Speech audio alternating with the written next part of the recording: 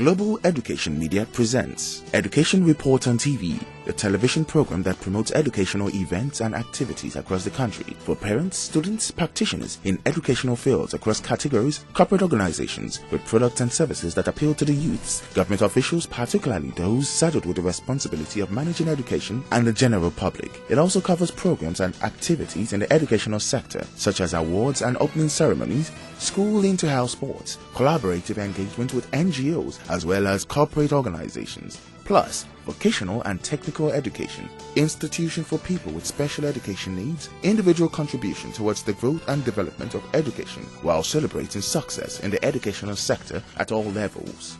For sponsorship and advert placement, please contact 0803-323-2771 or 0812-120-1359.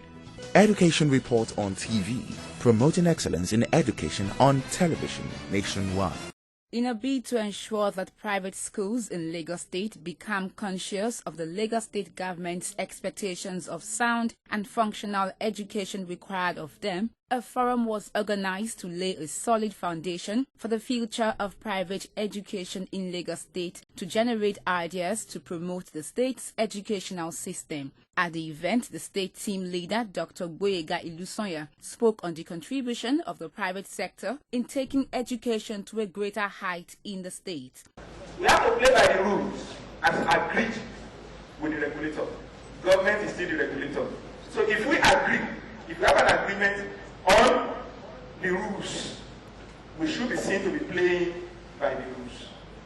Offering verifiable quality education service. Health and safety of children, number 3.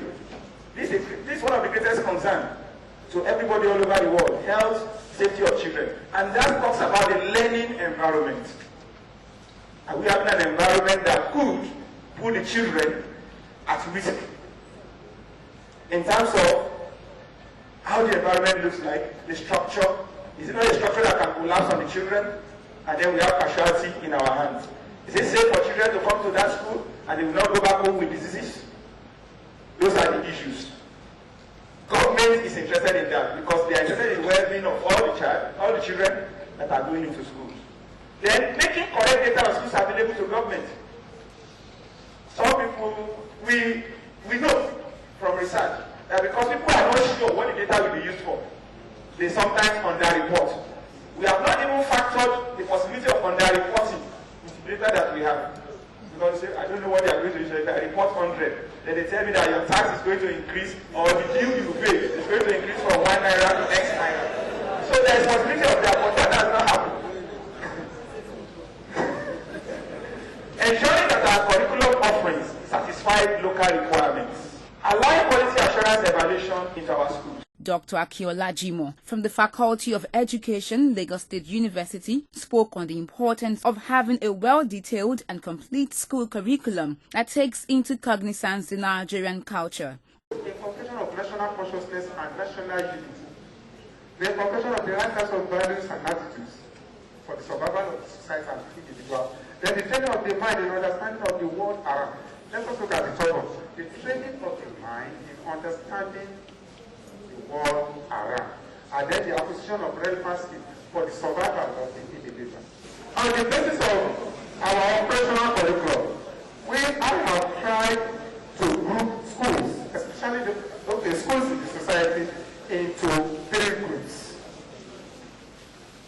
Those that purely implement the formal curriculum, the implementers of the hybrid or integrated curriculum, especially the practice schools.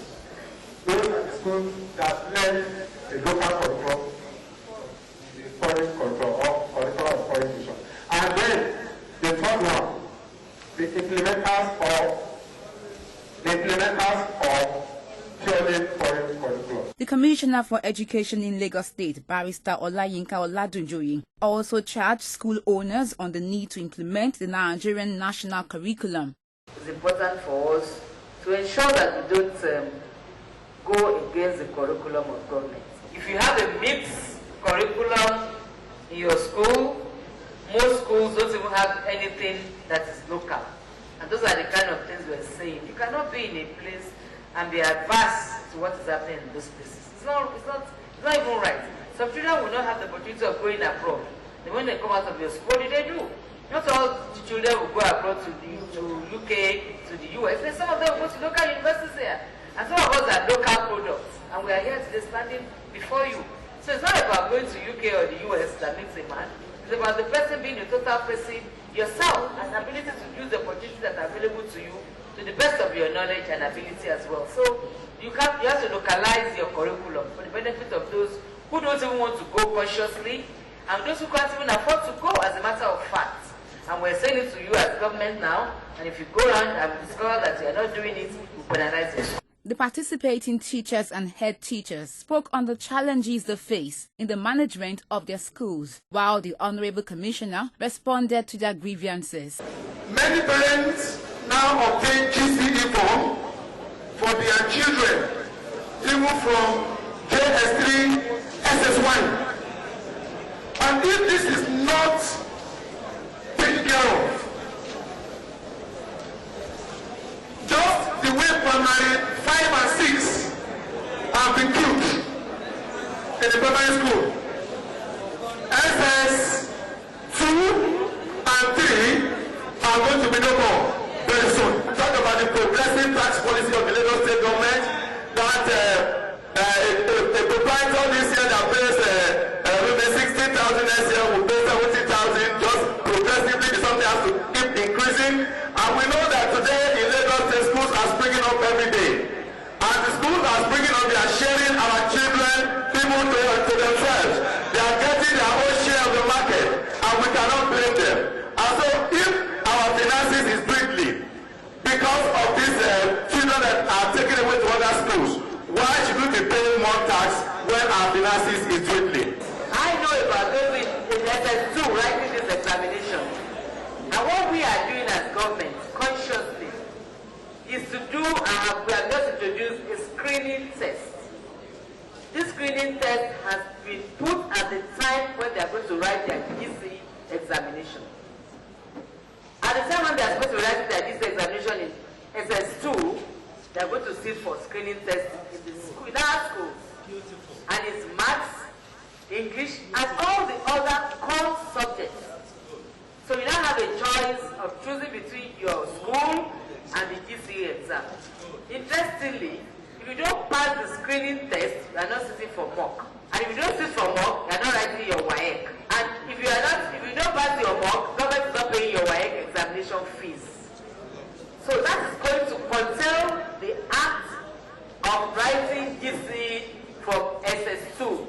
Consciously, as government, we have introduced that this session. So I want to suggest that if you have any difficulties with your taxes, call the attention of the tax officers to it. Show them your books and your records. If you don't make additional money, how do they expect to pay additional taxation? It's not possible. With the enabling environment created during the Teachers Forum for private school owners in Lagos State, it is hoped that all hands will be on deck towards achieving a vibrant educational system in Lagos State, worthy of emulation.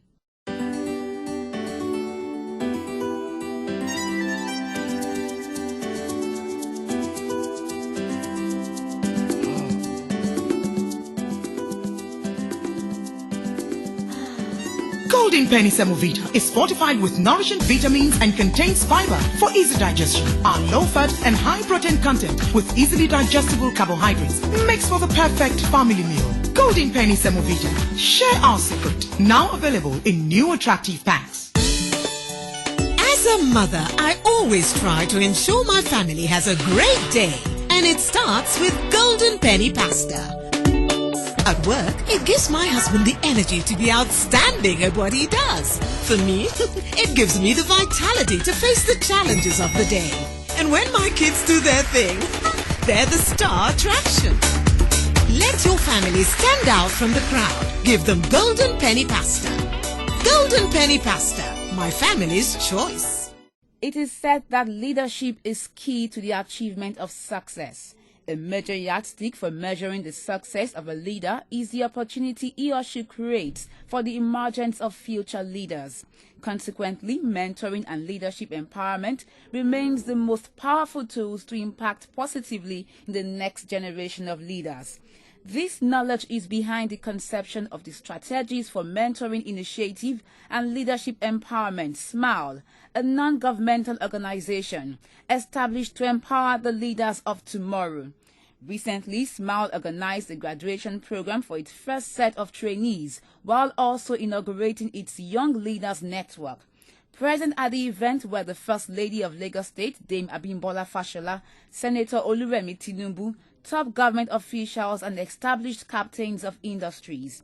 In her address of welcome, the president of the organization, Bimpe Bangboshe Martins, spoke on the vision and goals of the organization.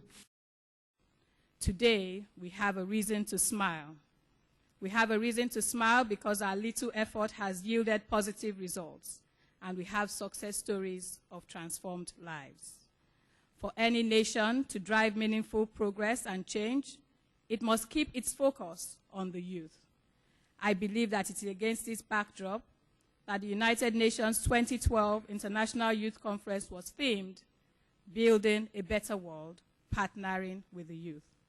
Ladies and gentlemen, with the disintegration of the family unit, advent of absentee parents, lack of mentors and role models in society, today's youths are primarily raised by technology and their peers, and the number of misguided youths are increasing at an alarming rate.